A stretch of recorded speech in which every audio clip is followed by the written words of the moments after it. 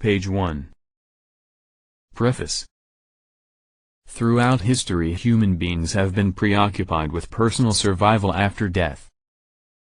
As a consequence, most of the world religions proclaim that life continues beyond the grave, and in different ways they have depicted the hereafter in a variety of forms. These various conceptions constitute answers to the most perplexing spiritual questions. Will we remember our former lives in the hereafter? Will we have bodies?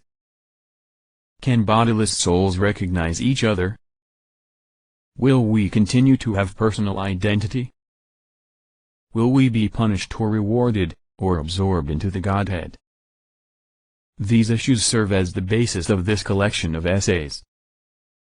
The volume begins with an introduction by Lionel Blue in which he reflects on the nature of the beyond life which intersects with earthly existence. Although reluctant to speculate about the nature of the afterlife, he is convinced that in our daily lives we can perceive intimations of another spiritual dimension.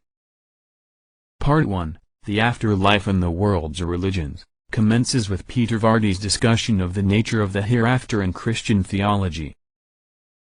Here he provides an historical outline of the doctrine of the beatific vision as it developed through the centuries. This is followed by Callisto's Ware's exploration of death and resurrection. Death, he insists, is not the end but rather the beginning of life. In the next chapter David Brown offers a defense of the Christian understanding of heaven in the face of modern criticisms. Paralleling this treatment, Cohn-Sherbok describes the doctrine of hell as it evolved in Jewish sources.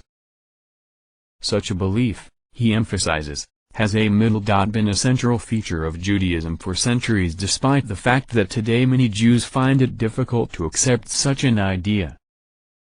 As Abdel Halim explains in the next chapter, Islam too holds that human existence must be understood in relation to a final judgment in which the righteous will be rewarded and the wicked punished.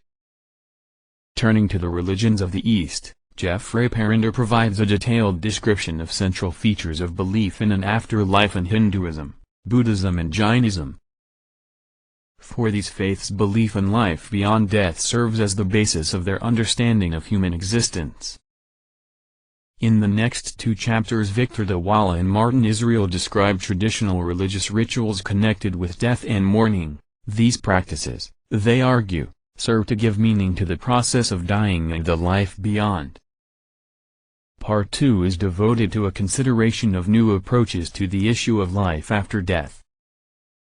In the first chapter Paul Batum explores the possibility of the formulation and global conception of the hereafter, drawing on the major world religions. In his view, the world's faiths point toward an ultimate destiny of humanity and the life beyond. The next chapter by Peter Clark focuses on the insights about life, death and the hereafter provided by the new religions. Another new direction in approaching the issue of life after death is provided by scientific research into evidence for a hereafter. In his chapter, Arthur Berger outlines various new ways of exploring paranormal phenomena as well as out-of-the-body experiences. This is followed by Christopher Cherry's critical investigation of near-death experiences and David Lorimer's consideration of whether near-death experiences give a glimpse of heaven and hell. In the next chapter Arthur Ellison provides an overview of such evidence and surveys a wide variety of empirical and paranormal experience related to belief in an afterlife. According to Ellison, such data do not prove that human beings survive death. Yet they do provide important support for this belief. In the following chapter Anne Wilson, departing company from mainstream religious belief, advocates non-existence after death as preferable to eternal life. Life, he asserts, has seemed much pleasanter since he gave up believing in what he now considers to be a fantasy. In the final chapter, Christopher Lewis offers an interpretation of what people actually do believe about life after death. As he illustrates, the common conception among many is that all will be well. These essays thus provide a framework for understanding traditional conceptions of the hereafter as well as new perspectives. Dan Cohn-Sherbok. Christopher Lewis. Page 11.